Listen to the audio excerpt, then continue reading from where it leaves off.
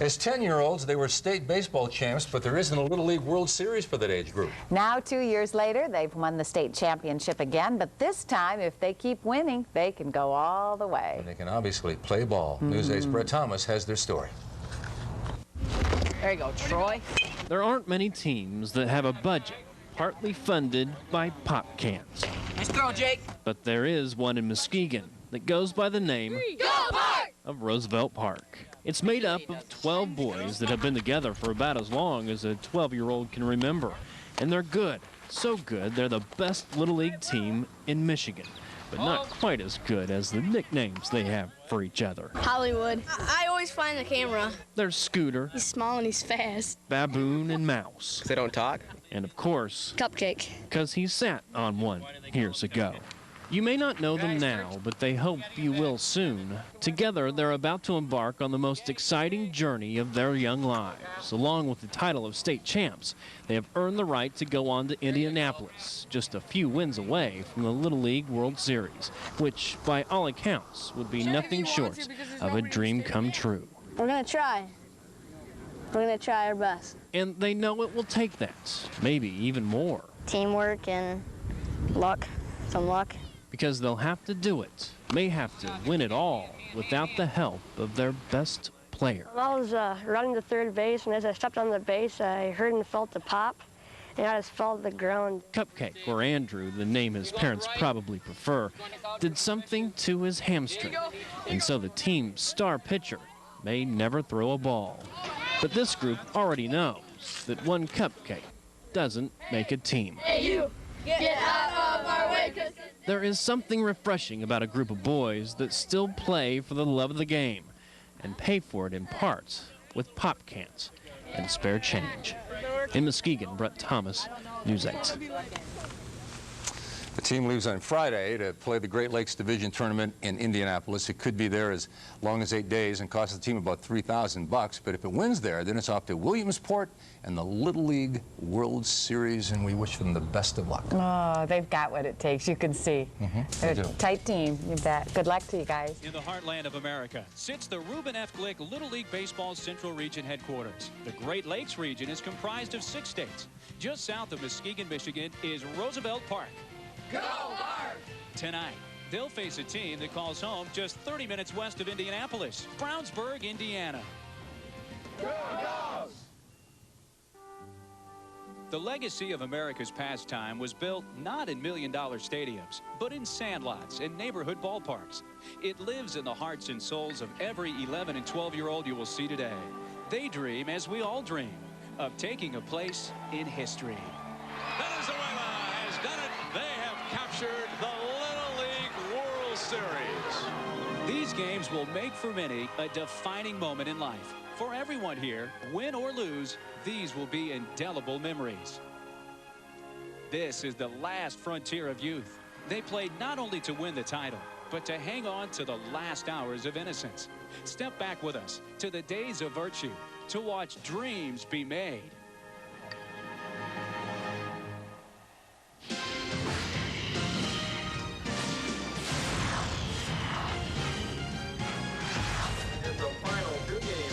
It's the Great Lakes Regional Championship game presented by Honda. Tonight, Brownsburg of Indiana takes on Roosevelt Park of Michigan. Brownsburg of Indiana will be the visiting team in this game, but in name only. They'll have the vast number of supporters. They're only about an hour's drive away from home. So Roosevelt Park of Michigan will have to overcome the crowd and also try to defeat a team that they've lost to once in this tournament. Hello again, everyone. I'm Mark Neely along with Rico Broni, and it's great to have you with us tonight. Gary King, the manager for Brownsburg of Indiana, has taken a team to the Little League World Series in 1999. He's been around, but he says maybe the best team, best player that he's coached is his shortstop, T.J. Bome. Yeah, it's very common in Little League to have your best player pitch, play shortstop, and be your 3-hole hitter. T.J. is all those, and he does them well. He's already got a no-hitter in this tournament pitching, got great hands up the middle, and a lot of power in that middle of the lineup. Andrew Carlson had been the best player for Roosevelt Park of Michigan, but he suffered a hamstring strain in the state finals. He cannot pitch or play short. He is in the lineup playing second base. That's put some more heat on the top of the order of Roosevelt Park, Michigan. In particular, their center fielder, Jacob Polani. Yeah, Jacob's the spark plug for this offense. It's a team that likes to manufacture runs, and Jacob, who his teammates call Hollywood, is the guy at the top of the lineup who can get it all going. He's got a lot of speed, sprays the ball around, and for them to have success offensively, he's going to have to do it for them. Brownsburg of Indiana has left-hander Kyle Wagner on the mound against right-hander David Mowers of Roosevelt Park, Michigan. The city of Brownsburg, Indiana is ready. Go Bulldogs! The Little League World Series is presented by Honda. This ESPN2 exclusive presentation is brought to you by Honda, a proud sponsor of Little League Baseball, and in part by Bubblicious. Step up to the plate with Bubblicious, the ultimate bubble of Little League Baseball. Very nice crowd on hand here in Indianapolis. Brownsburg, Indiana, Roosevelt Park, Michigan. Gary King is the manager for Brownsburg, Indiana. Let's take a look at his lineup. Indiana will be the visitors in this game. Leading off at second base will be Jeff King. Hi, my name is Gary King, coach of the Brownsburg Little League, and this is my team. Hi, my name is Jeff King. I play second base, and my favorite baseball player is Barry Larkin. Hi, I'm Kyle Wagner. I pitch, and my favorite baseball player is Cal Ripken Jr. Hi, my name is TJ Bomay. I play shortstop, and my favorite Major League Baseball player is Derek Jeter. Hello, my name is Brody Dow. I play first base, and my favorite player is Chipper Jones. Hello, my name is Michael Bradburn. I play third base, and my favorite player is Barry Bonds. Hello, my name is Mickey Meyer. I'm catching, and my favorite baseball player is Mickey Mantle. Hello, my name is Nick Decker. I play right field, and my favorite baseball player is Cal Ripken Jr. Hi, my name is AJ Stonis. I play center field. My favorite baseball player is Derek Jeter. Hi, my name is Alex Berlin. I play left field, and my favorite baseball player is Bernie Williams. Hi, my name is Blake Anderson, and my favorite baseball player is Derek Jeter. Hi, my name is Steven Sweet. My favorite baseball player is Pete Rose. Hi, my name is Scott Schinderly, and my favorite baseball player is Paul O'Neill. Many of the crowd you'll see wearing purple. It's the Brownsburg, Indiana folks. Perhaps, Rico, we've underestimated the Roosevelt Park, Michigan crowd. The third base side seemed to be quite a few folks down from Michigan. Yeah, they took the drive down here. You know, they had the day to do that, and it's not that far away. I think there's a lot of excitement. This is a big game, obviously. Championship on the line, and it's not too bad of a drive, but Brownsburg definitely still has the majority. Watching the semifinal games yesterday, Roosevelt Park of Michigan had to cling to a lead very late last night, and David Mowers, who's their starting pitcher today, worked the final inning last night. That may be a big part of this game. Yeah, that's going to be a crucial thing to watch here because he may be the only guy for him to go. They're thin to use some pitching. The depth in the rotation definitely is favored with Indiana, but we'll have to watch that. Steve Skynema, who is the manager for Roosevelt Park, Michigan, really didn't seem to want to think about who would come in if David Mowers was lifted from the game. That's right. Well, they said he's got one of those rubber arms that every coach loves. Well, the way the Little League rules are, if you pitch more than one inning, you cannot pitch the next game. David Mowers, let's get us going. So David Mowers, of course, eligible because he got the final 3 outs in last night's win for them over Illinois. Roosevelt Park, Michigan takes the field. Take a look at the defense for Michigan. There's Kyle Matson in left. Top of the broadcast, we talked about Jacob Polani. He's in center. Over in right, Josh Sharpie. And around the infield, Justin Judd, who homered in the semifinals last night at third base. Shortstop, Chris Matson, one of the twins you'll be meeting. Andrew Carlson, who'd been the big pitcher and shortstop, and now has the hamstring injury. He's playing second base. Troy Fortin is the first baseman. And then behind the plate is Jordan Bunt. Starting 9 for Roosevelt Park, Michigan. And the starting pitcher, David Mowers. Impressive numbers. 14 innings in the tournament. He's won a couple of games. And 26 strikeouts, only 4 walks, Rico. Very good control. And control has been something relatively new for David Mowers. Yeah, they said he's really come on of late. He had control problems earlier in the tournaments, but in the states and now the regionals, he's really picked up his pitching, his control. He's become very poised on the mound. He uses both sides of the plate. He likes to cut fastball on the outside corner to right-handed batters and runs that fastball in on him. His control has definitely improved. Saw a lot of nervous parents anxiously awaiting. And Jeff King, son of Gary King, the Brownsburg manager, leads off, and he takes inside for ball 1.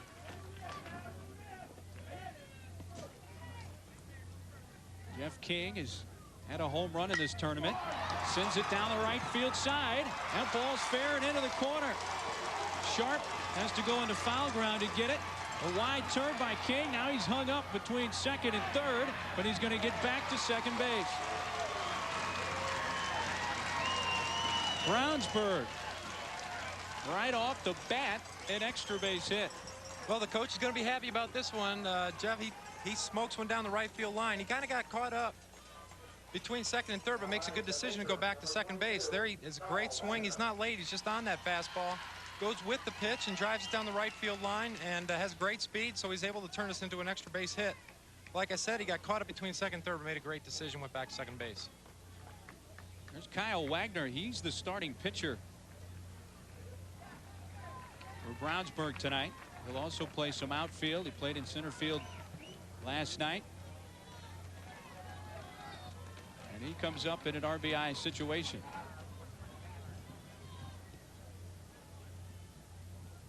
Kyle's mom, Kelly. She's not too wound up, is she? Well, the parents are very enthusiastic, but it's definitely the heart is pumping with the moms and dads in the stands tonight. After they won last night, we asked her, "You gonna get any sleep tonight?" And she emphatically and directly said, "No, none." Well, we have a quick substitution already. Scott Skidema goes into play second base for Roosevelt Park, Michigan. They have to get all of their players into the game. That is mandated by the Little League rules. Each team has 12 players on their roster. They can have more, but you have to get them all in. So each will have to work 3 additional players in, and a quick substitution for Roosevelt Park. Wagner fouls it. 1 ball and 1 strike. Kyle would like nothing better than get a pitch he can hit to the right side here, move the base runner over to third and get him to third with less than 2 outs, especially with TJ on deck, such an offensive force. Jeff King at second base, nobody out. That's outside. 2-1. There's King. He led off the game with a double into the right field corner. 2-1 to Kyle Wagner. Pops it up out of the left center field. Polani comes in to make the catch for the first out. It was a great pitch. It was. Maybe David Mowers is a little more relaxed now. I think so. He got him off balance. He threw a great pitch. He put it where he needed to, so he wasn't able to hit the ball to the right side.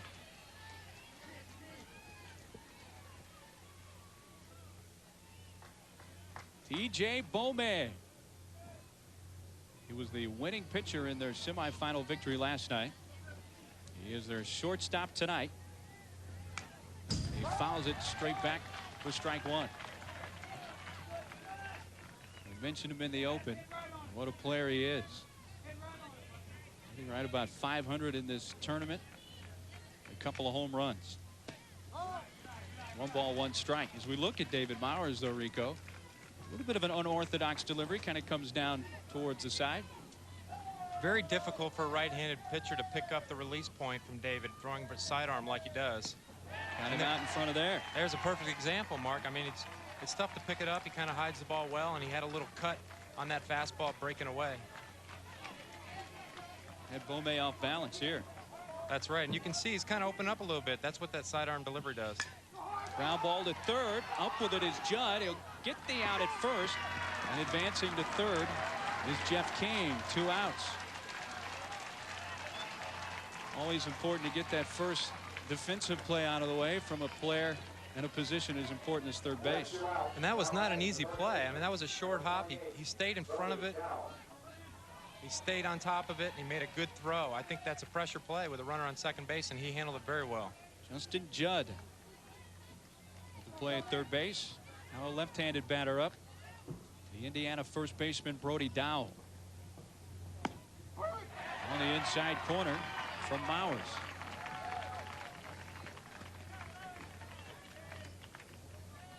Runner at third with 2 outs, top of the first inning. And Mowers may get out of it. Second baseman out. Carlson makes the catch. And Mowers and Roosevelt Park, Michigan work around the leadoff double. 1 hit, 1 left. Michigan up next. Roosevelt Park, Michigan comes to the plate for the bottom of the first inning. Here's the lineup for Steve Skidema's team from Roosevelt Park, Michigan. Hi, my name is Steve Skidema. I'm the manager for Roosevelt Park, Michigan, and here is my starting lineup for tonight's game. Hi, my name is Jacob Polani. I play center field, and my favorite baseball player is Derek Jeter. Hi, I'm Andrew Carlson. I play second base. My favorite major leaguer is Derek Jeter. Hi, my name is Justin Judd.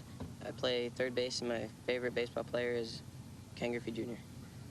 Hi, my name is Jordan Bunn. I play catcher, and my favorite major leaguer is Sammy Sosa. Hi, my name is Troy Fortin. I play first base, and my favorite major leaguer is Frank Thomas. Hi, my name is Chris Matson. I play shortstop, and my favorite major leaguer is Derek Jeter. Hi, my name is Kyle Madsen. I play left field, and my favorite major leaguer is Bobby Higginson. Hi, my name is David Mowers. I'm playing pitcher. My favorite major leaguer is Sammy Sosa. Hi, my name is Josh Sharp. I'm playing right field. My favorite major leaguer is Andrew Jones. Hi, my name is Scott Skidema. My favorite baseball player is Ichiro. Hi, my name is Matt Cowan. My favorite player is Manny Ramirez. Hi, my name is Matt Alsax, and my favorite baseball player is Frank Thomas. Looking at the defense for Brownsburg, Indiana, Alex Berlin is in center.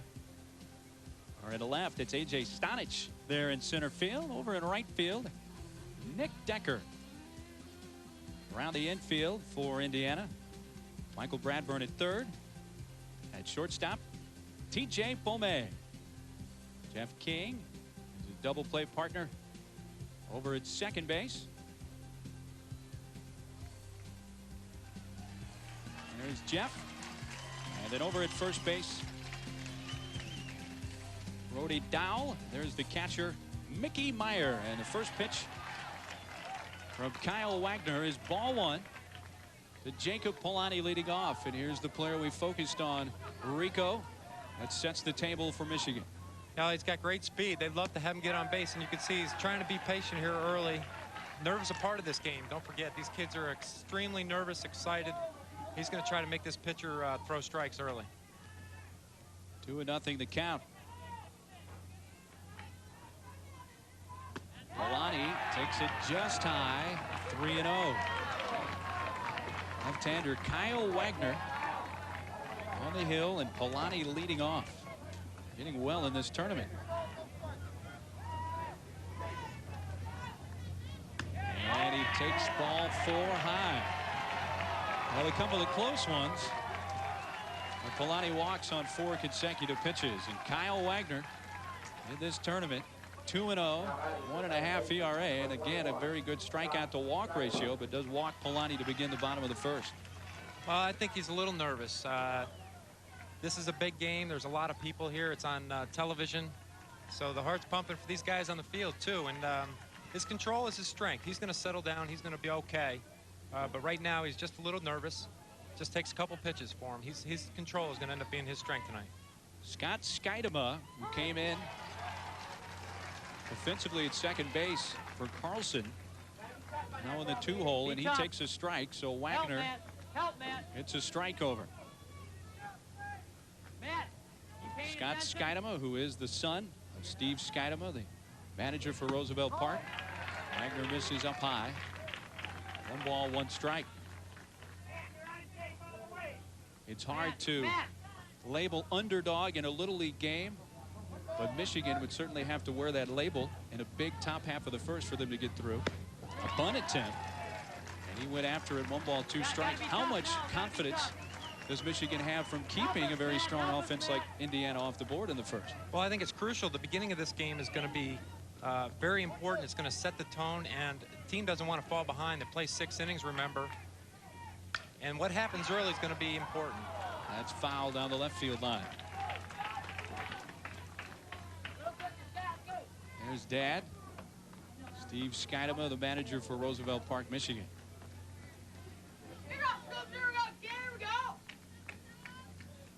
As his team 1 step away from Williamsport. Come on, Matt.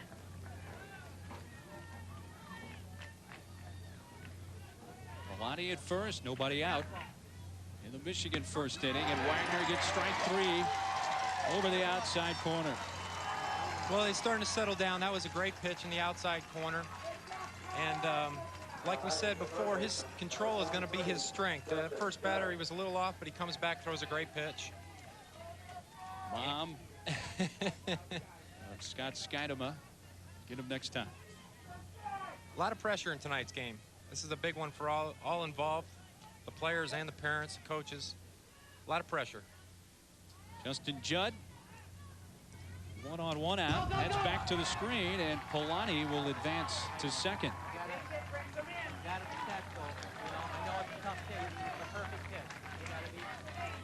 A wild pitch puts Polani out to second base for Judd, who has hit the only home run in this tournament for Michigan, and it came early in the semifinal game last night. Strike on the inside corner. Well, they like to manufacture runs. Like you said, they only have 1 home run this tournament. So they like to move runners around, use the whole field while they're hitting, use their speed to their advantage. Justin's mom, of course, in attendance. To the left side, the shortstop, Bowman. Strong arm out at first. 2 outs, and Polani remains at second. Well, he's a big kid. He plays basketball. He's a very good basketball player, and it's unusual to see a kid that size playing shortstop, but he's such a good athlete. He has great feet. He moves his body well. He's smooth. He's got rhythm, and he makes a good, strong throw. Maybe another Cal Ripken in the making. Jordan Bunt, the catcher. His favorite player is Sammy Sosa.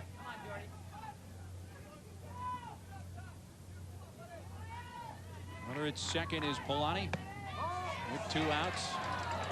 Ball 1 misses low.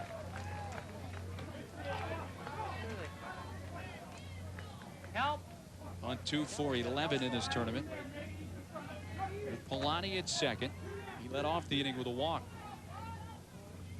1 ball, 1 strike. Starting pitcher Kyle Wagner has fallen behind 3 of the 4 batters, Rico, and maybe you would attest that to what you've been talking about, the nerves. Yeah, that takes a little while for them to settle in, but Brownsburg has a lot of experience with tournament play, and that's going to help them through tonight's game. Go, go, go, go! Inside, it gets away, and at third base, Polani in with a slide. I think it's very important. The first run scored tonight is going to be a big factor, whether it's Michigan or Indiana. The team doesn't want to fall behind in this game, and the team that gets ahead or jumps ahead will build momentum. So this first run is very important. Wagner's 2-1. Bunt swings over the top of it. 2-2 is the count. Take 124 protection now. Protection. Well, Indiana stranded a runner at third in the top of the first inning.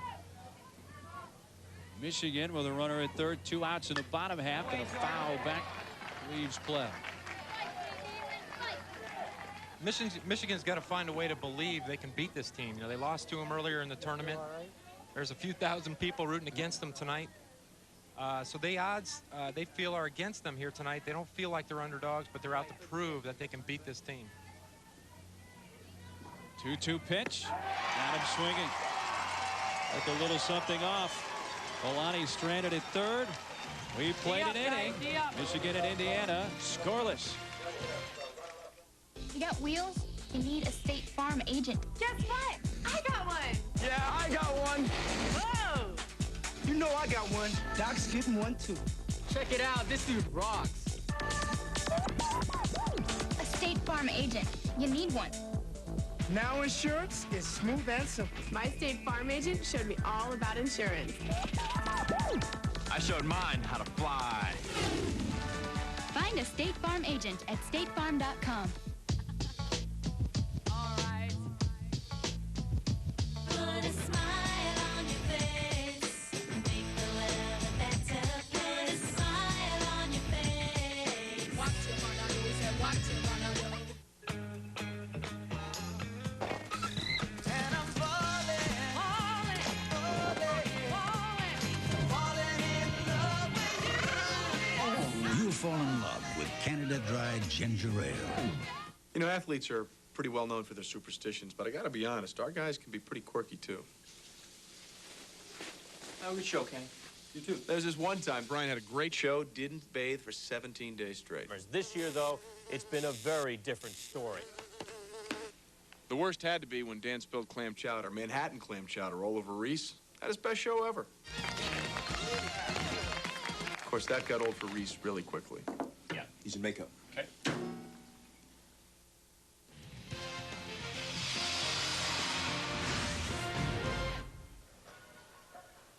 To the top of the second inning, there's Gary King, manager for Brownsburg, Indiana. I think he feels, Rico, right now his team's a little nervous at the moment. As he put it, deer in the headlights look. Yeah, that's common. That's common, but like I said before, this team does have experience, and what he's trying to do right now is get the kinks out, get these kids to relax, play together, get a base runner, maybe build some momentum that way, and like I said, I think whoever scores first is going to be very important. Michael Bradburn leading off. 1 inside from David Mowers. Each team with a first inning scoring opportunity. Both stranded a runner at third.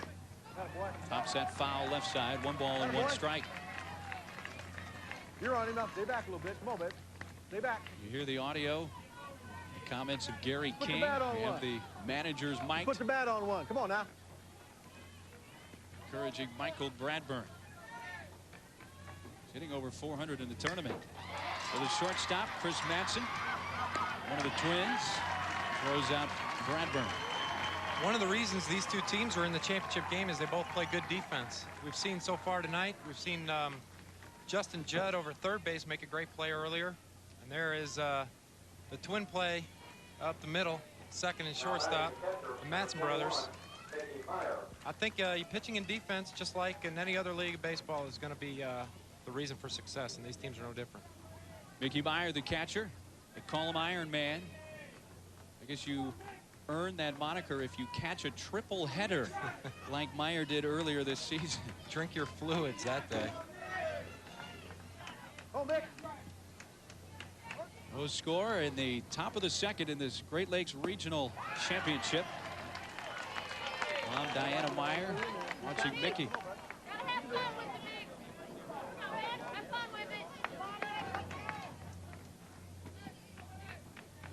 One out, bases empty in the Indiana second, and that's up the middle and into center. Kalani misplays it, trying for second.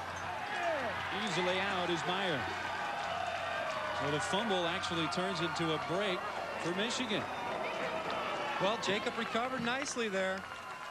He bobbles the ball initially, and they stay aggressive on the base pass. Mickey tries to take advantage of the bobble, but Jacob stays with it, stays poised, and makes a strong throw to second base. Mom's happy, then Mom's not so happy. 2 outs, first pitch swinging. Decker on the ground to Skidema. Safe at first.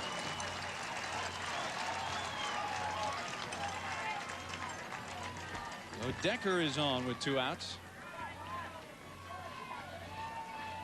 Skidema came in defensively for Carlson in the top of the first inning. Decker is on. Gary King giving the signals to A.J. Stanich, center fielder.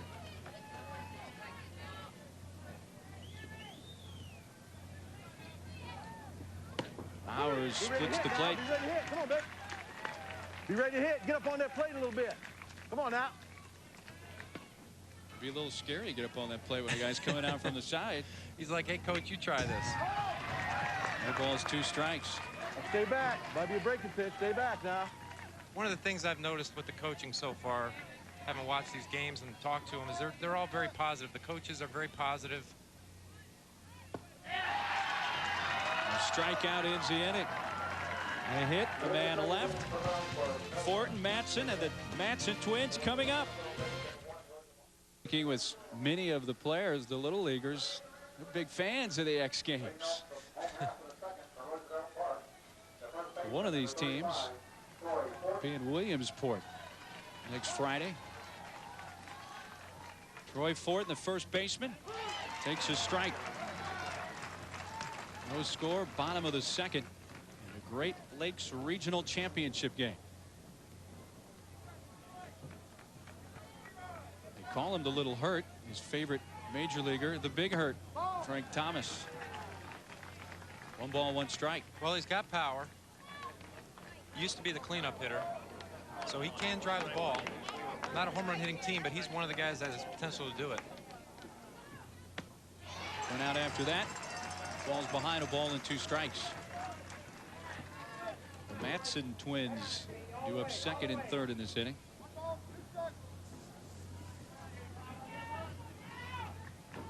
Wagner's 1-2. On the ground, Jeff King. Early first. Kyle's really settling down. He's doing a good job of throwing the pitches where he wants to, getting the hitters off balance. He's starting to show why he's been so effective this year. Keeps the ball down, uses his defense. One of the reasons why they're here is they play good defense, so they work well together as a team that way. Chris Matson, the shortstop, up with 1 out. Well, we'll see him if he's in the front of that box. Strike 1. Oh, yeah, I know. Twin brother Kyle on deck. First guy puts the bunt. Second guy would There's Kyle. They are twins. They're not identical. Kyle has an inch at about 15 pounds on his brother. There's the lady who delivered the twins. Well, these 2 guys push each other. You know, they're in their backyard every day playing if they're not on the field with their team, batting together in the lineup. So they're gonna push each other to hopefully help with their team win this game tonight. 2 balls and a strike.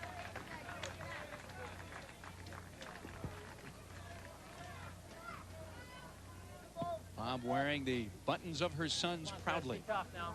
Come on, Chris. Tough. A 2-1. Right on it, Four. Now back. Right on it. Pretty good Four. swing Right from on Chris it, baby. Matson. It sure was. And if you ask Chris, he's going to tell you he's always been better than Kyle. But if you were to go to the other guy, he'd tell you the exact same thing. These guys compete. They make each other better. And they're good baseball players. 2-2 pitch. Breaking ball, strike 3. Third strikeout. Kyle Wagner got the strike call, a high strike call. Well, he's using all quadrants of the strike zone here. He's moving the ball to all 4 corners, Greg Maddox-esque. He can go in, up and in, down and away, up and away. He doesn't want to pitch the ball over the middle of the plate. That's where he'd get hurt, so he's keeping it on the corners, doing a nice job.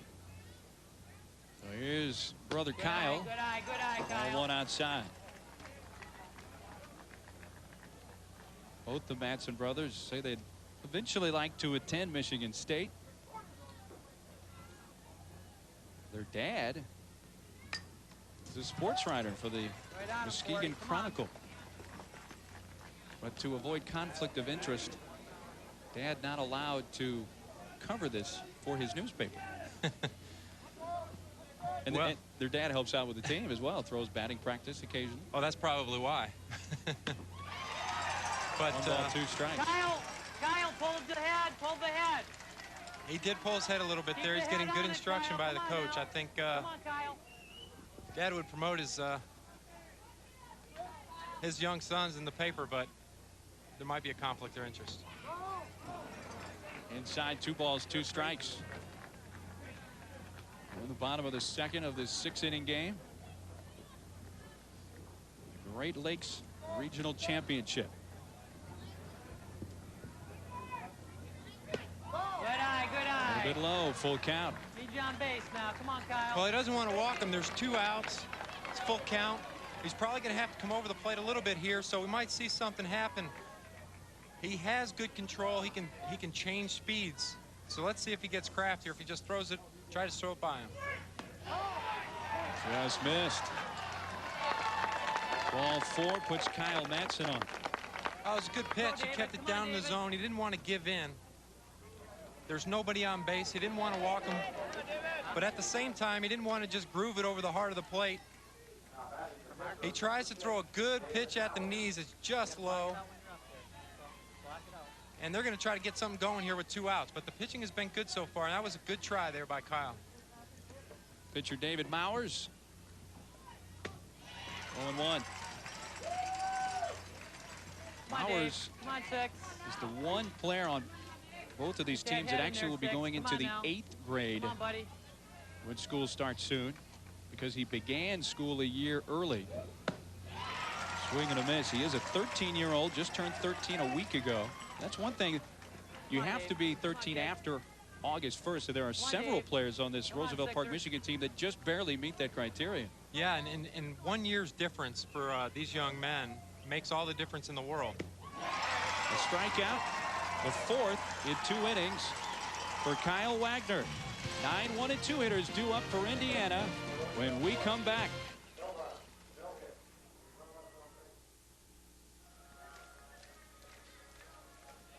We're headed to the top of the 3rd inning. Alex Berlin, Jeff King, Kyle Wagner will come up for Brownsburg, Indiana. Scoreless game through 2. Is that Rico playing into Roosevelt Park, Michigan's hands? Do they need a low-scoring game? I got to believe it is.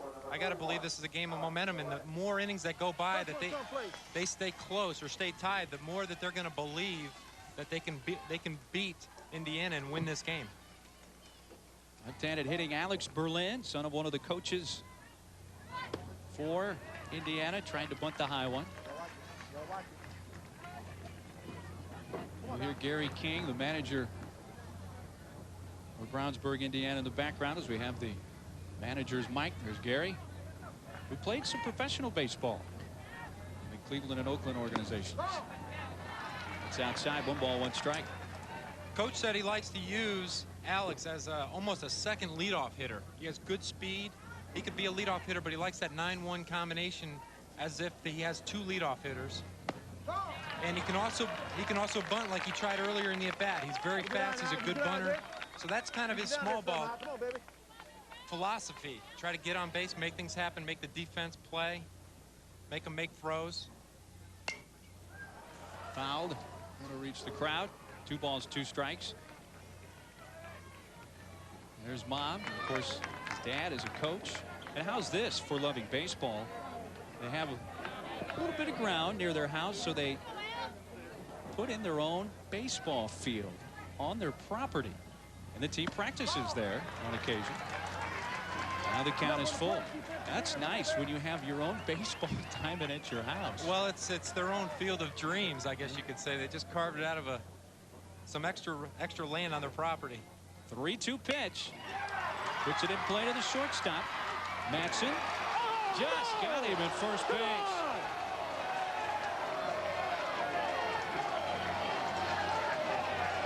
Close play at first. Berlin is out. Well, this is a great play. You can see Berlin's speed. He almost beats this out. But it was very close, but I think they made the right call. Come on, Jeff. And it's a great, you could tell the reaction for the fans, what they wanted. Jeff King will pop up to second. Skidemore with the catch. Come on, get it up, Jeff. Come on, 2 outs. Well, Brownsburg, Indiana is the visiting team. But what Little League does prior to the game is they have a coin flip. in these neutral site games to determine who's home, who's away. Brownsburg, Indiana won the toss, and normally coaches, managers want to be the home team. That's not the case with Gary King of Indiana. He likes to be the visiting team. What would be the primary reason for that? Well, I think the primary reason is he likes to put the pressure on early. He wants to get the lead if he can in the top half of the first inning. Also, interesting point, he gets Kyle Wagner, the pitcher, or TJ Baumet loose. They get an at-bat in the first inning. They're hitting second and third in the order, and they're probably going to be pitching like Kyle is tonight. So they get an at-bat, they get to loosen up, they get the feel of the game, and if they get a few runs, they get confidence. That helps them pitch. Ground ball, Skydema. Coach's son makes the play. Down in order goes Brownsburg, Indiana. 9 1 and 2 hitters will bat for Michigan when we return. Look, you guys are just a little over anxious at the plate, okay? We're swinging a lot of bad pitches. This guy's not throwing very hard. We stay in there and make him throw some pitches, we're going to win this ball game, okay?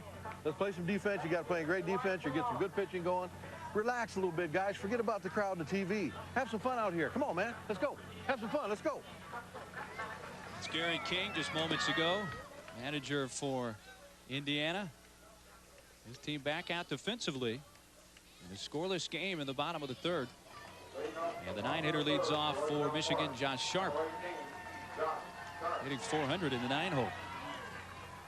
That's a luxury when your 9-hole hitter's hitting 400, and Coach King's just trying to get him to relax, have fun, enjoy the moment. I think that's a good point. Like I said earlier, they try to be positive and let these kids have fun and just relax some. Strike on the inside corner from Kyle Wagner. Josh Sharp, a 12-year-old, and according to his manager Steve Skydema, had the biggest hit of the tournament for Michigan.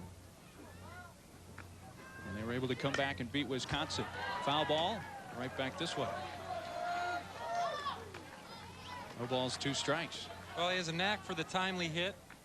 Coach said yesterday he has clutch hits. He's been doing that. That's his style. His average would indicate he's been getting some hits, so he's done a good job. And when you have that kind of hitter at the end of the lineup, it's a good thing. To the second baseman, Jeff King. 1 out. Tomorrow, ABC Sports brings you great auto racing action. Buddy Lazier tries to become the first Indy racing driver to win 4 events in a season. Don't miss the Kentucky Indy 300. Sunday, live at 1:30 Eastern on ABC.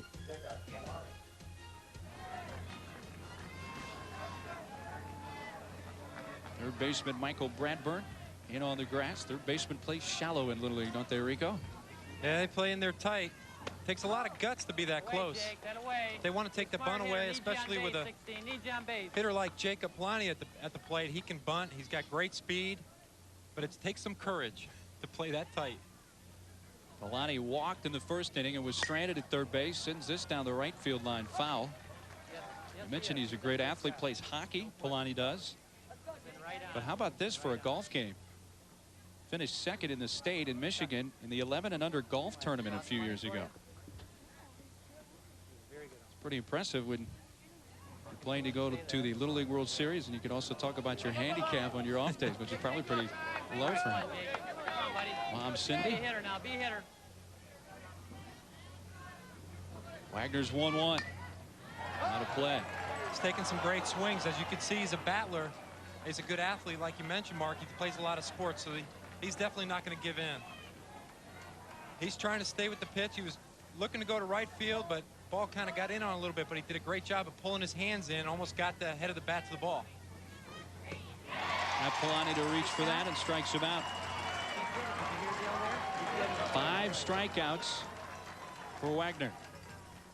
Yeah. Well, really got him lunging, didn't he? He sure did. He pulled the string on this pitch, you know, and like the previous 2 pitches, he was on the fastball. So Kyle doing a good heads-up job of changing speeds, throwing that off-speed pitch in the outside corner and got him off balance. That's just a great job of pitching, realizing that the hitter's on the fastball, so I'm going to do something different to try to get him out.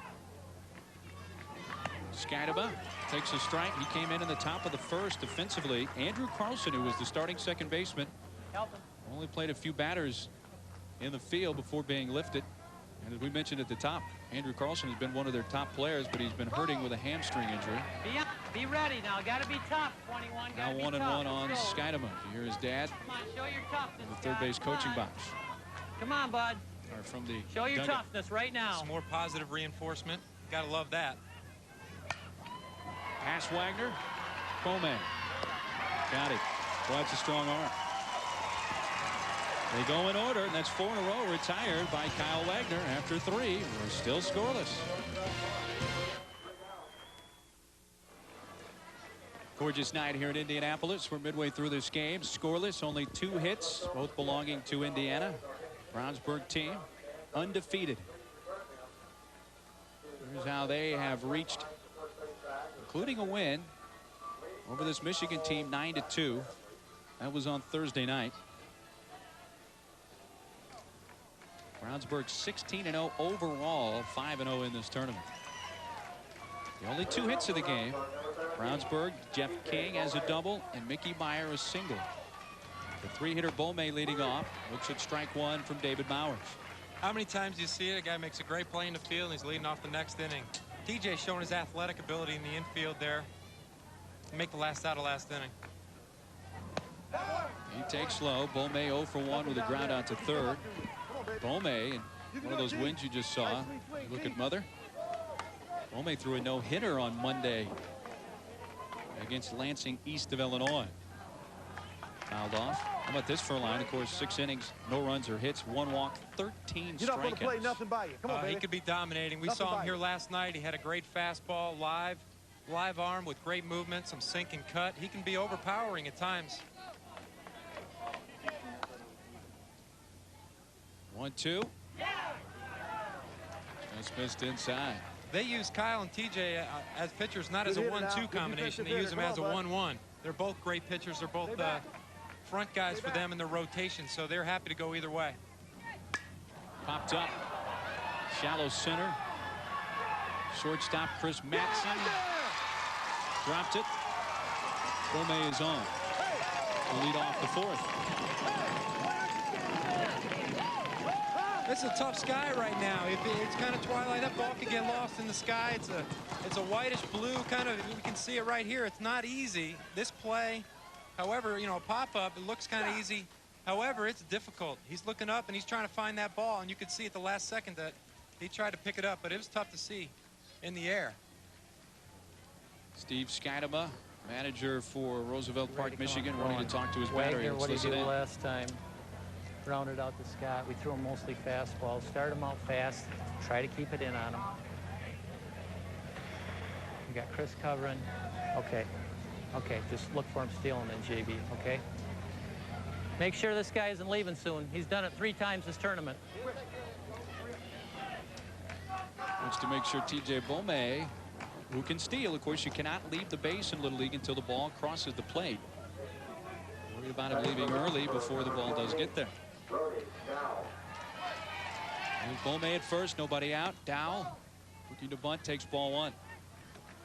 It's difficult to steal a base when you have to wait until the ball crosses the plate, but those are the rules in Little League. And the base runner tries to get any advantage he can. If he can leave a half-second early, he's going to try if they don't catch him. Bunted foul. You know, and of course he's trying to be aggressive, so he's not doing it maybe intentionally, but he's just trying to get a good jump and go as early as possible. Jordan Bunt, the catcher from Michigan. Brody Dow. Low. Bomay took a few steps off at first, as he normally does. The pitch crossed the plate. Come on. Dow will turn 13 years old on Wednesday. To the second baseman. Skidema will take the out at first. Probably a wise play. It sure was. It was hit a little bit to his left, and really his only play was to get the base runner first base. You know, in a tight ball game, you want to make sure you get the outs. You don't want to put yourself in a position where they might have a big inning, so he's going to take the out here, and TJ runs well, so that's another thing. He got to second base quickly, so he made the smart move and got the out at first base. Come on, bud. Michael Bradburn grounded out to short. First pitch is strike from David Mowers. No score in the top of the fourth in the Great Lakes Regional Championship game from Indianapolis. Outside, 1 ball, 1 strike. On to Bradburn. Whoever sells purple clothes in Brownsburg, Indiana is making a pretty good living these days. There are a lot of them here tonight. Up the middle. Bomay around third. He's going to score the ball all the way to the fence. Bradburn to second. And Indiana takes a 1-0 lead.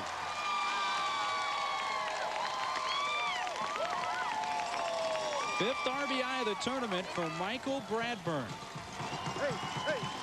Michael really hits this ball hard. He hits it so hard it's on the ground, but it doesn't matter. Makes it all the way to the wall, and he's able to get a double out of it. Scores T.J. Bomay from second base. And that's an icebreaker. You go along and play a tight game like this. Michigan thinks they can have a chance to win it, but Indiana breaks out and scores the first run.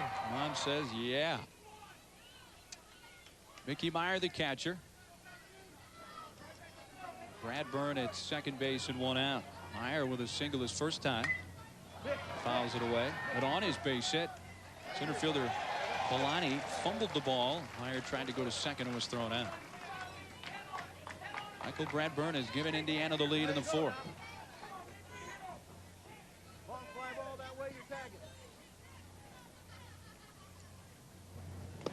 Meyer went around.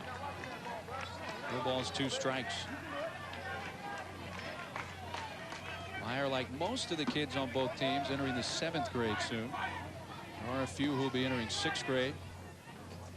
Those are the younger ones, the 0-2, and he strikes out.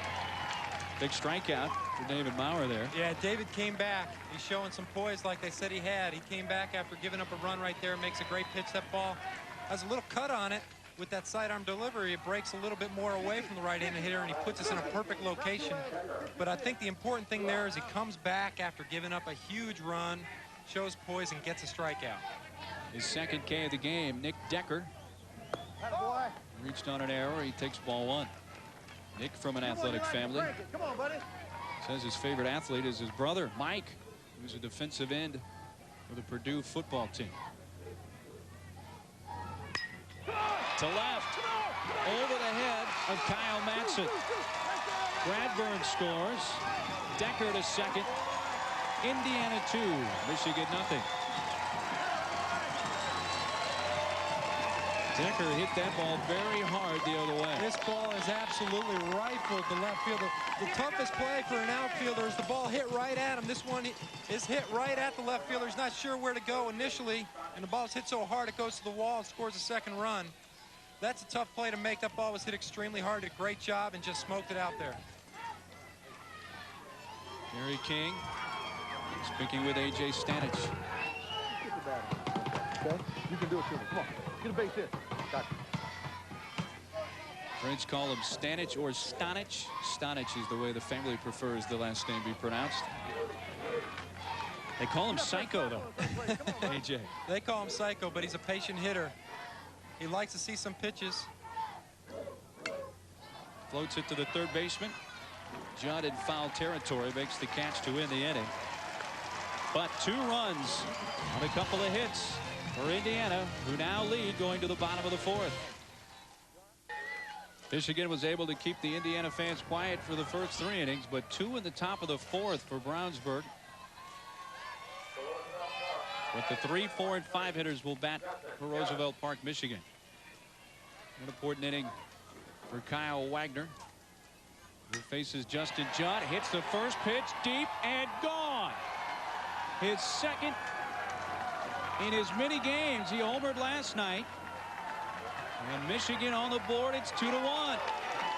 You can't say enough about that home run right there. That just really gives Michigan the confidence that they can come right back. And I think it's important they have 3, 4, 5 up this inning. You know, giving up a couple runs last inning.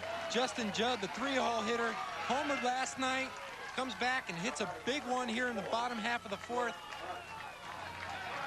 And this ball is down the middle. It's a pretty good pitch. It's low, but he kind of golfs it and hits it straight away center field. And that's just a huge lift for the Michigan team. Let's see if they can put something together, at least come back and tie it. But that breaks the ice for that ball club. They're got to feel good about themselves now. Well, Mom knew it was gone right off the bat. She jumped up. Jordan Bunt, the catcher. Strike one. 1-0 for 1. Come on, Jordan!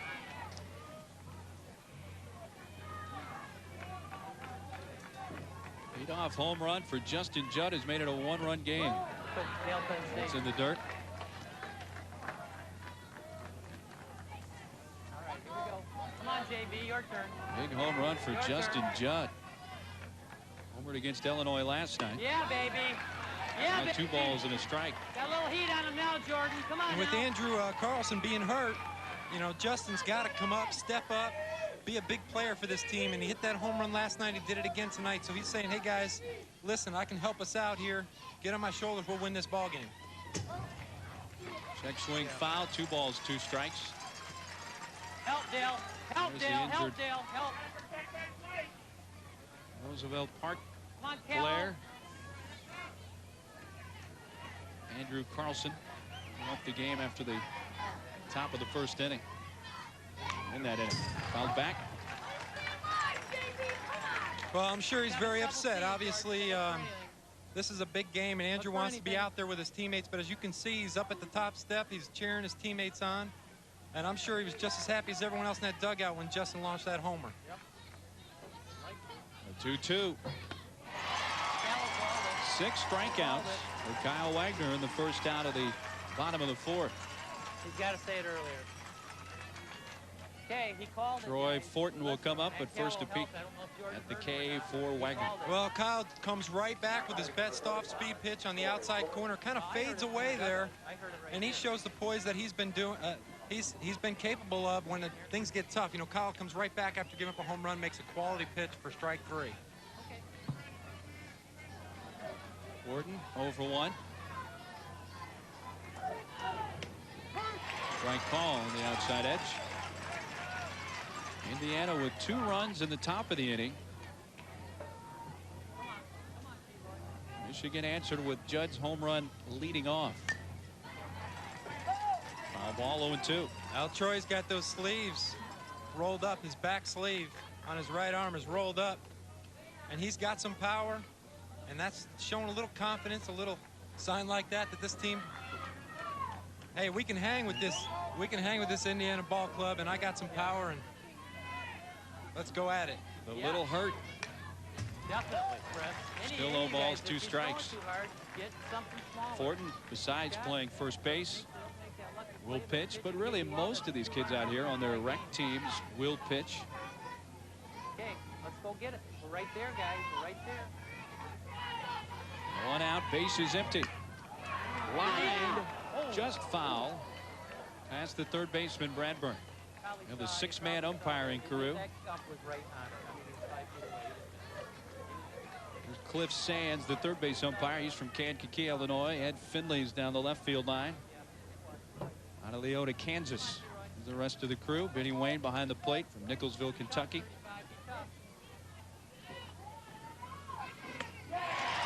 Another strikeout for Wagner. 2 away in the inning. He's getting several of the Michigan hitters to expand the zone primarily off the plate outside. Well, in that first inning, you know, he was a little nervous. His control was a little off to the first couple batters, but now he's putting the ball where he wants to. As you can see, he got a ball hit good down the left field line, but he comes back and throws a pitch in the outside corner. No doubt that's where he wanted to go. So his control is starting to be his strength, and if he can keep the ball off the middle of the plate, he's in good shape. Chris Madsen, 0 for 1.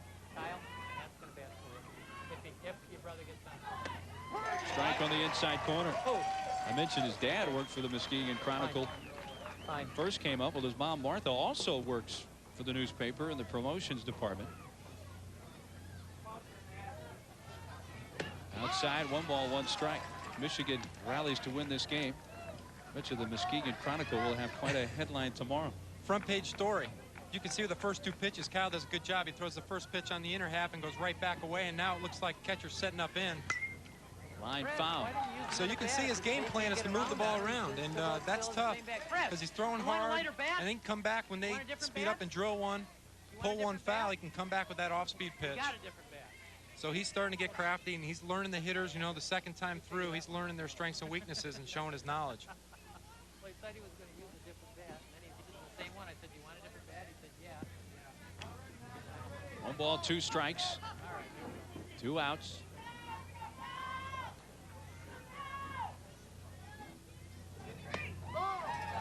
Rolling into Matson. Chris Matson. 2 balls, 2 strikes. Brother of the Twins. That bubble gum on the top of the bill of his cap now. 2-2. To deep right center. Get over the fence. And it's a ground rule double. Bounces over the fence. And the tying run at second base with 2 outs. And a chance for brother Kyle to tie the game. Well, Chris recognized the pattern, and he did a good job. Wagner was going in and out with his fastball, and he recognizes the pattern. He thinks the next pitch is going to be away. That's exactly where it was. He stays with the pitch, and he drives it real hard and deep to right center, bounces over the wall, and they got a runner in scoring position. Base hit here might tie it. Looks like Steve Skidema is going to bring in a substitution here. 11 for 40. 11 for 40. Matt Olfsacks is going to bat for Kyle Matson. We could hear Matt, Steve Skidema. I want you to show some toughness. Show some toughness. Look fastball. Unless you hear somebody screaming at you, okay? You screaming your last name, you know what to look for. Stay back. Let's go. Little code between manager and hitter. Yeah, you hear that in the big leagues, and you're getting dirty. Not here in Indianapolis, though. Look out inside, ball 1. Well, maybe he did hear something, but interesting substitution. Tying run on second base, and I was starting to say earlier, base hit will score, but not necessarily so. Good turn now. Good turn at third. Swing and a miss by Matt Olfsacks. 1 ball, 1 strike. The gaps aren't as deep here. They kind of level out. So if you hit a base hit or a double, it doesn't necessarily score that runner from second base. 1 ball, 2 strikes. And with Olfsacks getting a plate appearance here, that leaves just one other Michigan player on the bench, Matt Callow. Indiana still has to get their 3 in that are on the bench. On it in, 2 balls, 2 strikes.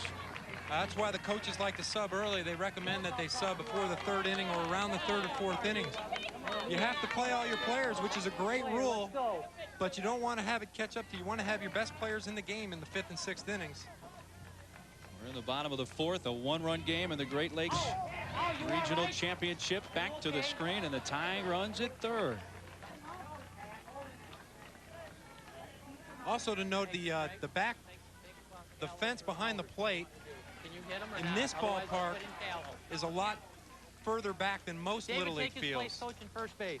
Although this hits the batter. All right, so it's a hit by pitch. And that'll put Matson back to second base. Get another peek. We got him on the right forearm. Matt. So Olfsacks is on. Substitution. We're going to have another substitution for You're batting. Steve Skidema. Matt Callow. Matt Callow. Matt Callow, who's headed to first, is actually going to be the hitter. You're going to bat. He's going to bat for Mowers, but don't think that that's the end for the pitcher. The way the substitution rule is, he can come back. So Callow will get this plate appearance, and then you'll see Mowers right back in that spot and on the mound for the top of the 5th.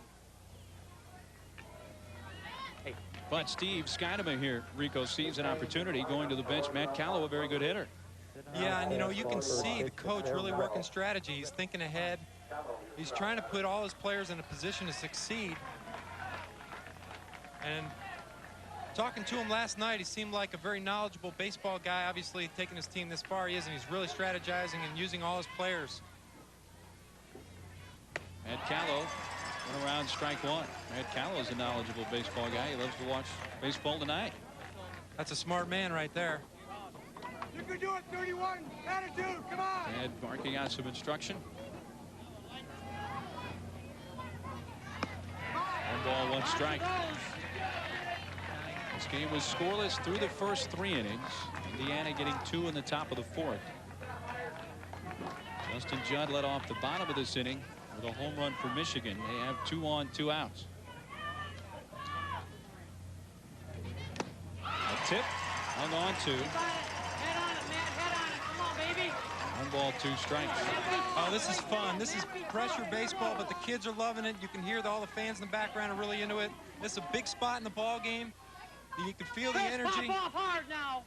1-2. Strike 3 call on the low inside corner. But Justin Judd led off the inning with a home run to get Michigan on the scoreboard. We've completed 4 from Indianapolis. Indiana 2, Michigan 1.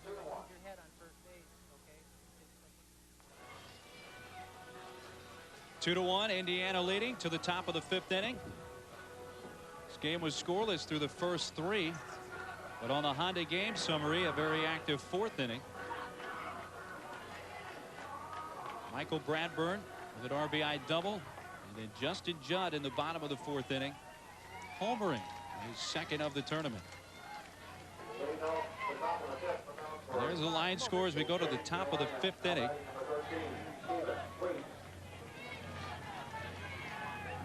Stephen Sweet will bat in this spot. The 9 hole vacated by Alex Berlin. So that's 1. The available bench players for Gary King's Brownsburg team now into the game. Fouled out of play. That leaves Blake Anderson and Scott Schinderly still to get in the game for Gary King. Well, Coach King is starting to insert his subs. And here Stephen Sweet gets an at-bat in the 5th inning. That's all they need. They can play 3 outs on defense, or they can get 1 full at bat, 1 plate appearance. Got it, boy. We'll see if he opts to keep him in the game. But really, just 1 plate appearance is all they need for the reserves or the substitutes. So he can bring Berlin right back in. Continue to play left field if he so chooses. That strikeout, the 3rd of the night for David Mowers. Matt Olfsacks into the game in the left field. He the pinch hitter for Kyle Madsen in the 4th. Was hit by pitch. David Mowers worked the 9th inning, or the last inning, 6th inning last night. He's throwing well on short rest. He's showing he's durable. His stuff is just as good too. He's not losing any of his any effectiveness the later this game goes. He's still staying sharp on that last pitch to Stephen Sweet. Steve took a great swing. This ball just kept tailing away from him. And that's just, you know, from that sidearm delivery, he gets that late movement, breaking away from a left-handed hitter. Steven put a good swing on it. This ball just kept running away from him, but he's still showing that he can stay durable late in the game. Strike on the outside part to Jeff King. He was doubled tonight and popped out. In championship games, you're going to see pitching dominate, or at least you hope to. That's what takes you to the championship game, and hopefully you have your #1 pitchers going, and that's what's happening tonight. 3-1. Well, coming into this inning, Mowers had thrown 48 pitches, 33 of them for strikes. 3-1 to Jeff King. Strike call. That's a good pitch. Good pitch. Come on. Hey, hey. Nothing by you now. Come on, baby. Right in there. Come on, baby. There's Dad. 3-2. To the right side. The pitcher. Nope. Who's going to get it? Too late. Blake Scheidemann thought Mowers was going to get it, and perhaps vice versa. That's a really difficult play for everyone involved. It's really a communication play. This ball's hitting no man's land right in the triangle. Pitcher can't get it. Second baseman might go to first because the first baseman might get the ball, but he goes back to first. And that is just perfectly placed by accident. That's a tough play for defense. And the only way you could do it probably is if the first baseman takes charge and gets the ball and the pitcher covers, but it's very, very difficult. Pitcher Kyle Wagner. Attaboy. Ball 1. Wagner's fly to center, grounded out. He has thrown 65 pitches through 4 innings, 46 strikes. 1-1. Hey, way too anxious, buddy. Way too anxious. Look in your zone. That's the only place. Pretty impressive numbers. Come on now. One ball. Come on, Kyle. Come on, 2-2. 1 run allowed on the Judd home run. Close. 2 balls and a strike. Showing a good eye there. He's a real gutsy athlete. You can tell right away from his pitching that he's got a lot of poise and moxie. And he's going to battle all night long. 2-1. He fouls it at the plate. His mom, Kelly. His son, Kyle. He pulled a back muscle when they were in the state tournament, and he only got to pitch in 1 game. Come on, bud. He says Kyle's dream is to play collegiately at Stanford. I don't blame him. Strike 3 call on the inside corner. There's that cut fastball that David Mowers loves to throw, and this one just runs under the hands, stays on the plate. You know, he's used to seeing, Kyle's used to seeing that ball tail away from him with that sidearm delivery, and then all of a sudden he locks him up inside with a little cut fastball. Great pitch. 2 down. Runner on for shortstop T.J. Beaumet. 0 for 2, reached on an error his last time and scored. 1-1. Gary King did not like what he saw there and calls Beaumet over. Okay. You're swinging like you were last week. Okay. Everything's coming out and your head's coming off. I guarantee you take that left shoulder and point it in there. Keep your head in there and watch that ball. You're going to rip one. Come on. Okay. More positive reinforcement. That's exactly right.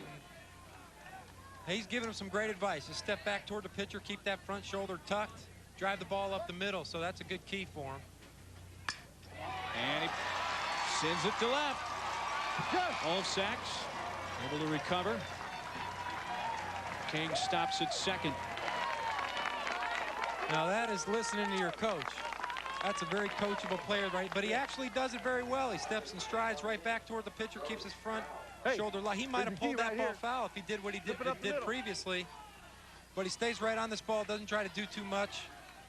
Takes what the pitcher gives him, and he hits a base hit. I always tell the parents, son gets a base hit, they're the first one to stand up ahead of the crowd. The others are a little bit behind him. Brody Dow 0 for 2. On the outside corner. 1 ball, 1 strike. Now, 13-year-old just turned 13 on Wednesday.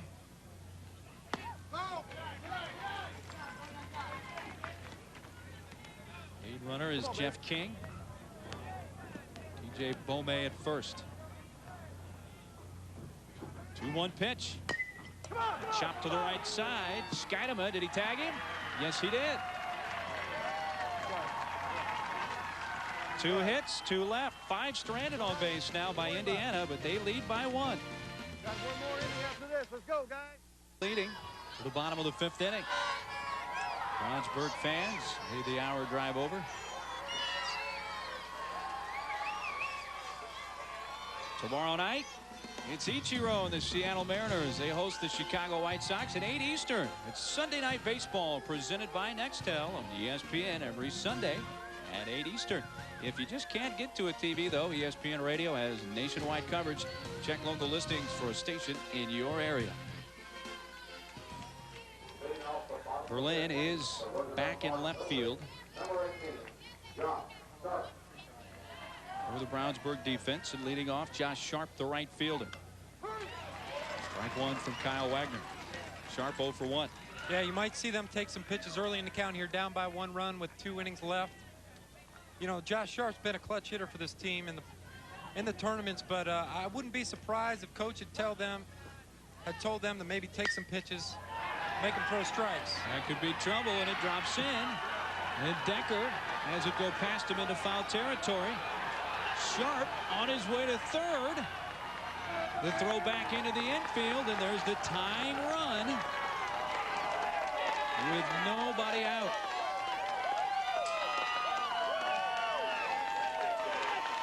Well, Now this is some heads-up base running and some good coaching by the third base coach, because this play is behind Sharp once he gets to second base. This ball is once again hit perfectly down the right field line. Takes a bad hop toward the foul line. Outfielder slips. And Sharp does some good heads-up base running and continues on to third. So they got a runner at third with no out, 1 out.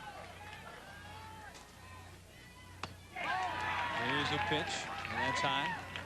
No outs, excuse me. Scoreboard said 1, but there's there none. it is, there's the change. Excuse me, no outs. They got a runner at third with no outs, so they got a chance. Good opportunity for Michigan to score a run here and tie this ball game up. Milani with a walk and a strikeout. Bunts. Runner from third doesn't come home. Wagner has to hold on to it. No such thing as a suicide squeeze in Little League, because you can't leave the base before the ball crosses home plate. Safety squeeze, but the runner holds at third. And this bunt is perfect down the third baseline. He puts pressure on the defense by doing this. Is he going to throw to first? The runner at third might then try to score. But with the speed, he beats out the play to first, and a little deke at third base by Sharp. Gary King out to talk with Wagner. It happens that way. Let's work on getting this hitter right here. Okay. Let's do a 36. Okay. See what we can do. Make a good throw, okay, babe? All right. I'll tell you what. Rather than that, let's just come back to the pitcher. Fake like you're going all the way through. Right, 31, right? Let's do that, okay? Kyle. Okay. Kyle, you might be able to Polani get this guy. You don't know. takes off. Polani represents the go-ahead run for Michigan. Indiana is not going to bite there. Yeah, the team's defense said differently. First and third, the runner at first might try to get hooked up in a rundown to get that runner from third home. Come on, Scoop. Scott Skidema. 0 for 2.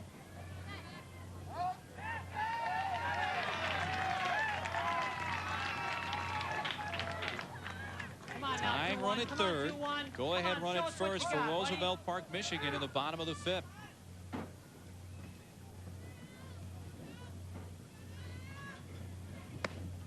Strike 1. Getting down to it. Kyle kind of drops down a little bit. That's unfair for a left-handed hitter. Drops down just like David Mowers does to a right-handed batter. Pretty deceptive, hides the ball well.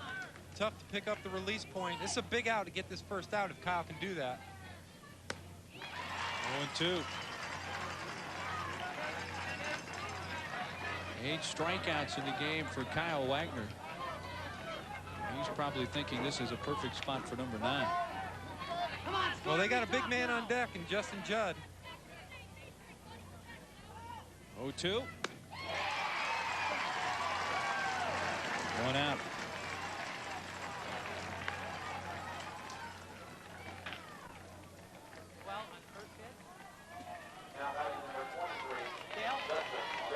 We're in Indianapolis, the Great Lakes Regional Championship game.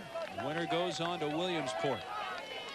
Indiana with a 1-run lead. Mark Neely and Rico Bronya with you at Stokely Field. And here is Justin Judd. Pulled the string on him. He sure did, and this is the matchup of the night right here. Justin Judd swinging the bat extremely well. Kyle Wagner tried to keep him off balance with an off speed on the first pitch. He tried to jump on it and ambush Kyle right there, but great heads-up pitch by Kyle Wagner. Got him off balance. See what he comes back with here. 0-2. The steal. The throw goes through. Now the runner coming home is out. Now to third. Double play. The Brownsburg, Indiana side erupts. Big double play. We've completed 5. Indiana by 1. A huge double play ends the bottom of the 5th inning. Indiana takes a 1-run lead to the 6th. Here it is. It's the key. The shortstop, T.J. Beaumay, here steps in front of the base. Well, pitching and defense is going to win you championship baseball games, and you can tell they practiced this a time or two. It's a big play in Little League with first and third to try to force a defense on what decision to make, and you can see right there they ended up getting a double play. From our deep center camera, the old 2-6-2-5 double caught stealing. Well, in this throw appears that it's going to second base. That's the deception of the throw. It looks like he's throwing to second base. The runner third goes, and some good heads-up defense by Indiana, and they're celebrating. It's not over yet, but that was a huge play. They had Justin Judd at the plate. Michigan did, so to get out of that inning is just a huge lift for Indiana. The tying run was at third with nobody out in that inning for Michigan. They failed to score. And the 5-hitter Michael Bradburn leading off the sixth in this 6-inning game. Mowers gets ahead with strike one. Bradburn has a big RBI double in this game for Indiana. Off the plate and back to the screen. Not only did that play obviously get them out of a jam, but that's a demoralizing factor for Michigan right there, having their best hitter right now at the plate. 1 inning to go. They got to keep their chin. They've been resilient. Let's see if they can keep it up. 1 ball, 2 strikes. David Mowers, the starting pitcher from Michigan. Towards the middle. No play for the shortstop, Manson. Leadoff man is on. And the Indiana 6th. Oh, this is a great try. This is a tough play. Just kind of dunks over David Mowers' head. It's hard to catch his footing. He tried to make a good play. I don't think he would have had the runner at first base anyways because the ball wasn't hit too hard. It's kind of a changeup hit back up the middle. Infield hit. They got the lead runner on. Trying to keep the pressure on. Trying to put him away. Mickey Meyer bunting, foul. You heard Gary King, his comment there. Mickey Meyer, very good bunter. Meyer is singled and struck out tonight. There's Mom. Maybe she has influenced him because Mickey Meyer's favorite musical artist is Jimmy Buffett. You don't find many 12-year-old parrot heads out there. That's definitely some parental influence. Popped up, right fielder, and it drops in between Sharp and Skynema. They had a forced play at second, but in there safely is Bradburn. Might have had some miscommunication on that play. Outfield is taught that if they call the ball, they have priority. The infielder is supposed to listen for the outfielder, and if he does hear him call him off, the infielder is supposed to back away. Right here, this is kind of in between. Not quite sure what was said, and the communication factor is, that's the biggest part of that play right there, Mark, is the communication. If the outfielder is sure, he's got to call him off. Good. I hate to do that to you. Okay. Been doing maybe start off these guys with curveballs, okay? Because we need a strikeout in this situation. Okay. Okay, you got to get on this side. So let's start. Each coach, each manager speaking with their teams. Keep in mind that Indiana still has 2 players that need to get in the game here, Rico. Nick Decker is the batter. He's doubled in a run, 1 for 2. Yeah, they sure do. They might sub him on defense in the bottom half of the inning. A bunt, foul. Back to that play. Sorry, Mark. Back to that play before. I guess we never practiced. The infielder's going after the ball until he hears the outfielder call him off. However, it's a play that you see big leaguers make mistakes on. So that's not necessarily an easy play, and it kind of looked like he wasn't quite sure if he was going to make the play. Hopefully it doesn't lead to a big inning for him. They're hoping. Breaking ball away. 1 ball, 1 strike. Come on, back. Nobody out. Indiana leading by a run. The winner goes to Williamsport. 2-1. Hope you're able to catch the Gulf States final prior to our game. Florida beating Georgia 8-3. get their ticket punched. Foul. That hit him in the batter's box. It's a foul ball. Winner of this game will play Florida next Friday, 7 o'clock Eastern here on ESPN2. I don't think David Mauer's expression has changed all night. You can see that he is a poised pitcher, doesn't let anything faze him. Full count. This game remains scoreless through the first 3 innings. All the scoring in the 4th. Brownsburg, Indiana with 2. Justin Judd a homer for Michigan. Foul tip and a strikeout of Decker. 1 away in the top of the 6th. Well, this is obviously a big strikeout for Mauer. He throws a pitch on the outside corner just perfectly. And Nick Decker tries to take a he has a good swing, good approach. This pitch was just so perfectly placed that it was difficult for Decker to get his bat on the ball. And I gotta believe that the calmness in David Mauer allows him to make a pitch like that in a pressure spot. Looks like Gary King's going to go to his bench, get one of his remaining 2 players in the game. Scott Schinderly coming towards the on-deck circle. There's the Brownsburg, Indiana faithful, hoping to see their team in the Little League World Series. The second time in 3 years. They won in 1999.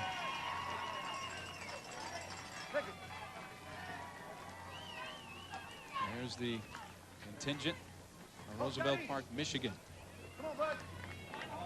Quieter on the third base side right now. Well, here is Scott Schinderly. Shortens up and takes a strike. This is A.J. Stanich's spot. The 8 hole, Schinderly batting.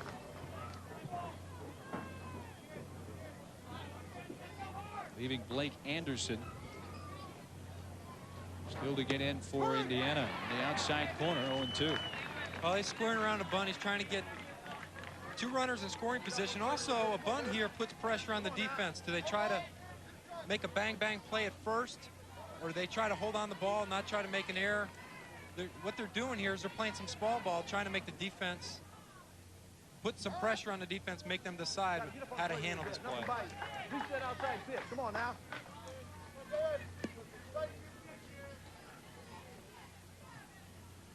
Scott Schinderly, 12-year-old, foul tip. Schinderly is actually one of the few players on the Brownsburg, Indiana team that has joined their Little League in the last couple of years.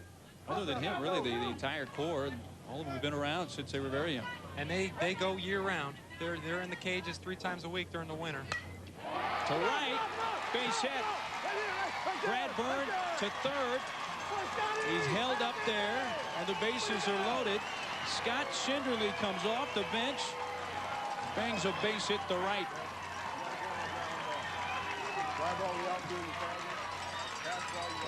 Well, this is just a great job of hitting. Stays with the pitch, stays inside the ball, pulls his hands inside and hits it down the first, hits it to right field. And not necessarily scoring a runner on base hits here with the outfielders playing shallow, so they are able to hold the runner up at third. But a great job of hitting there. Scott giving Mom Barber perhaps a thumbs up. Alex Berlin, 0 for 1. Batted in the third, grounded out. Sweet batted in this spot. Score a run. Okay, that's all we got to do. Here we go. Yep.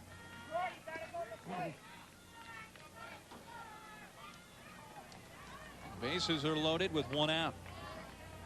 Indiana looking to pad their 1-run lead. Come on, big guy. Hey, gentlemen. Hey. 3 defensive outs away. Indiana is from Williamsport.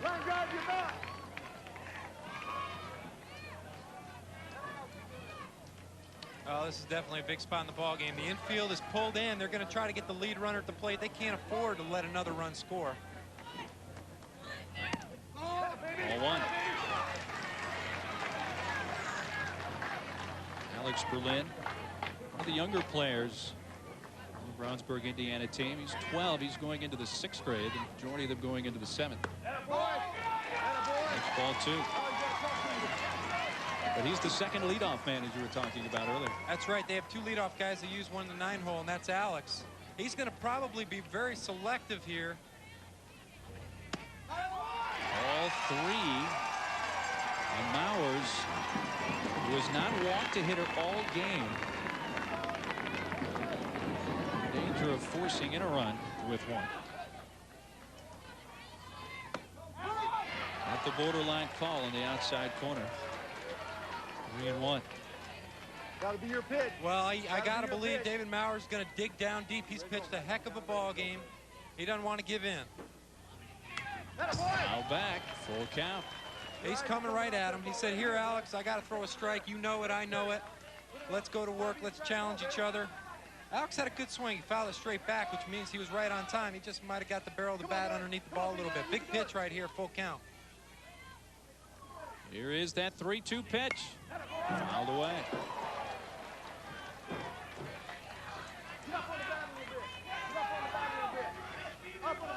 Bases are loaded. 1 out. 3-2 again. Strike 3 call on the outside corner. David Mowers recovers after falling behind 3-0. They get the strikeout. This kid is incredible. He was down in the count 3-0 with the bases loaded, about a few thousand purple shirts in the stands cheering, and he digs down deep and he comes back to strike out Alex Berlin, who had a good at bat, but David Mowers can't say enough good things about him tonight. He's 1 out away from getting out of this jam. Hasn't walked anybody. This is inside, ball 1. As we talked at the top, Mowers is a pitcher who, as recently as just a couple of months ago, struggled badly with his command. Up high, 2 balls, no strikes. He has found the strike zone in recent weeks, and it's helped launch Roosevelt Park, Michigan, the Great Lakes Regional Championship game. Now he's behind again. 3 balls, no strikes. Well, same situation. Same situation, Mark. He did it before, so he's got to tell himself, look, I can do this. I just did it. At the same time, Jeff King's going to be selective. Might even take 2 strikes. Takes 1. King with 2 hits tonight, including a double. And Gary trying to get to the Little League World Series in Williamsport for the 2nd time. That's ball 4. That forces in Bradburn. And Indiana increases their lead to 3-1. Well, David fell in the hole there 1 too many times. He really tried to make a quality pitch. He didn't want to just give in and groove one. And the pitch was just off the plate. Steve Scanaba, the manager, coming out. All right, still confident? You're throwing as hard as you were at the start of the game. Still confident you can throw hard? This is the guy we want to start up with the fastballs, but we got to throw strikes, obviously. Okay? Listen, everybody walks somebody. You pitched a great game. Keep the confidence level up, okay? Doing great. Okay, we're going to start him, you know what, and then go from there. Yeah. Very calm, cool, and collected. Oh, just great advice by the coach there. I mean, that's just got to instill a lot of confidence in David to hear his coach say, hey, look, don't worry about it. You pitched a great game. Don't get caught up in the W or the L right now. Just realize you're a good pitcher. You pitched great and try to get out of this inning. And he said the most important thing, get ahead, throw strike 1. Wagner takes a strike. Chance to help his own cause. The Indiana pitcher 0 for 3. Bases loaded, 2 outs, a run in the Indiana 6th. The full windup. The shortstop slowly hit. Third baseman can't cut it off. Judd misses it. It's in the left. 1 run scores. Meyer is in. Schinderly stops at third. It's 4-1 Indiana.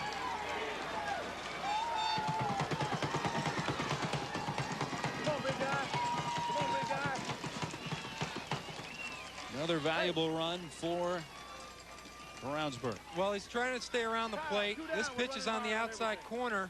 Justin, he tries to make a great play, cut the ball off, maybe throw to second, maybe throw to first. The ball kind of stays down and Justin slips a little bit. TJ Bomay, 0-1. He did the right thing, though. He went after the play. He was aggressive. He played the ball. He didn't let it play him. Just his feet kind of slid out from underneath him, but he did the right thing there. He attacked the ball, tried to make a play. 1 ball, 1 strike.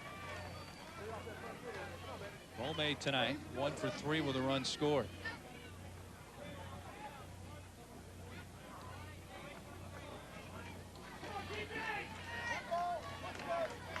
Three-run lead now for Brownsburg, Indiana. Down and in, 2 balls, no strikes. Well, TJ's starting to drool right now. He knows that Mowers has to bring him a pitch right down the middle. He can't afford to throw him another ball. Fouled off. And he swung like it. Had a great swing, just fouled it straight back. A lot of power. TJ, there's one thing on his mind right now, Mark. There's one thing on his mind. It's please the hometown fans who came 30 miles to see this team play and hit a grand slam. To the right side, and that'll get in amongst the Brownsburg, Indiana fans. 2 balls, 2 strikes. See if Mowers comes back with that cut fastball like he did earlier in the game for strike 3. Strikes out Bomay. And 8 men come to the plate. 2 men score. They leave the bases loaded. We go to the bottom of the 6th. The stage is set.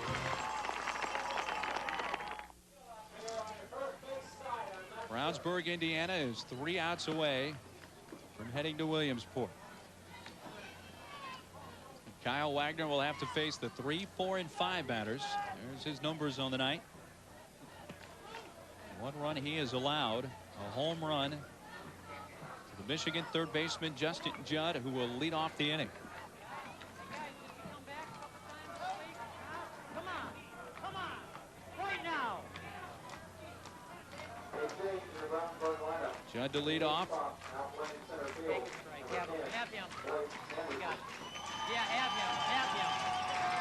Brownsburg, Indiana puts in the last player on their bench. Blake Anderson takes over in center field. So all 12 into the game now for Brownsburg. Judd is homered in 2 at-bats. Wagner gets ahead with strike 1. Yeah, and he's getting ahead. That's a good job by Kyle getting ahead strike 1. I do think that Justin was taking a strike there. Last time they got down 2 runs early in the game, they had 3, 4, 5 coming up with Justin. That's when he homered. He's going to try to do something similar, get something started for him here. 1 ball, 1 strike. Are you all right? Big 2 runs in the top of the inning. Brownsburg, Indiana.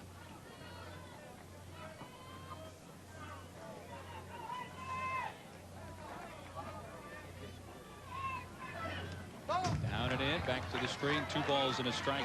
Well, you got to wonder if Kyle might be getting a little tired. He's pitched a long, tough game tonight. He's done a fabulous job. Here in the 6th inning, though, he's piling up some pitches. Each pitch tonight has been pressure packed too. That makes one pitch seem like he's thrown 3. 2-2.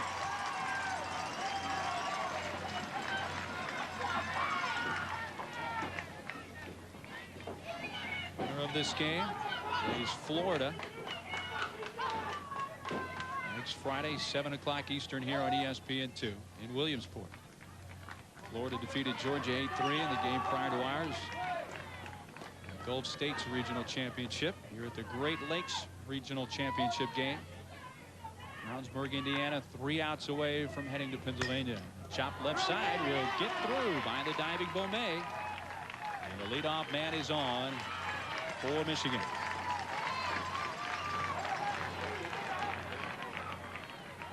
Little League World Series is presented by Honda. This ESPN2 exclusive presentation is brought to you by We're Here With You. Strike 1 to Jordan Bunt. 0 for 2 tonight. The leadoff man is on. for Michigan here in the 6th.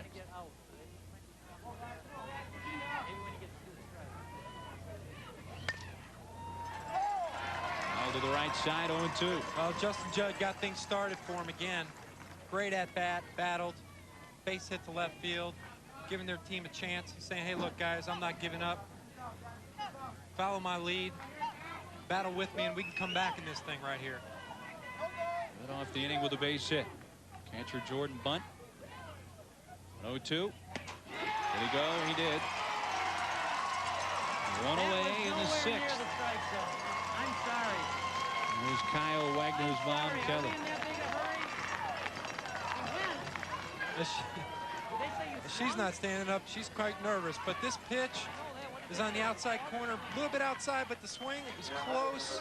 Tough call. He wanted to be aggressive. Couldn't hold up. Went a little too far, strike 3, and Kyle Wagner gets that first big out. And his 10th strikeout of the night. First baseman Troy Fortin 0 for 2. A 1 high.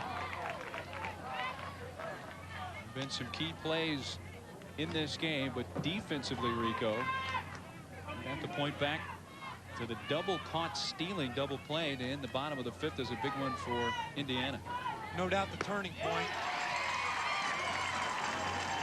They were threatening with no outs at 1st and 3rd, but the execution of the defense by Indiana just might have won them the game. It's not over yet, but that play was definitely the turning point, and they executed the play perfectly. All the way right side, 1-2. At that point, as you mentioned, in the bottom of the 5th, Michigan had the tying run at 3rd with nobody out, got the potential go-ahead run on base. Wagner got a strikeout, and then the double caught stealing double play ended the inning. And Indiana answered that with 2 runs at the top of the 6th, and there is the 2nd out. The batter is out. Judd goes down to 2nd. Little league rules different than the big league rules there. Guys, come on, let's keep it up, keep up. This crowd's rocking now. They can feel it. They want Williamsport. They came out to support their team all week. You got to give them a lot of credit for getting behind their team and the kids here. A lot of enthusiasm tonight, and you know you're that close to a dream, Mark, and they can start to feel it now. Now Kyle Wagner requests time. He needs a beverage. Yeah, he might have a little cotton mouth. You know that. If I was 1 out away on the mound from going to Williamsport, I guess I'd feel the same way. I can't blame him one bit. You know, I bet you there's many times a big league pitcher would like to do the same thing, just can't. They don't allow it to happen, but here they do. And, you know, he's really trying to savor the moment, too. This is a huge moment in his life. A memory that'll stick with him forever. If he can get this last out and go to Williamsport and live a dream. And his Masters series coming up next. Roosevelt Park, Michigan, down to their last out. There's Matson. Check swing low, ball 1. Matson has doubled in 2 at-bats. 4-1 Indiana. That was pitch number 94 for Kyle Wagner tonight. If he could get on base, that brings a tying run to the plate. So very late appeal requested. First base umpire Claude Deanna says no swing. Now a 1-0. He's taken all the way there, I think, Mark, but he's trying to get on base, get that tying run to the plate. Come on, kid, don't give up. We don't give up, guys. We don't give up. Let's go. Steve Skidema, come on, manager for Roosevelt Park, Michigan. Still encouraging his team. Now Indiana a strike away from Williamsport. Well, we'll see if that sip of water did the trick.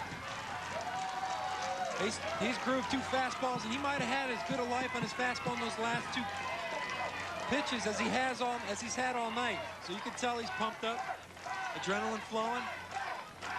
1-2. Indiana is headed to Williamsport.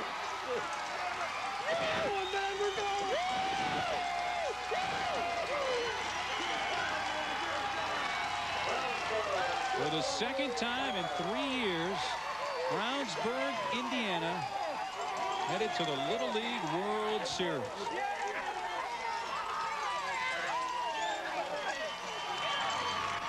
Great effort from the Roosevelt Park, Michigan kids.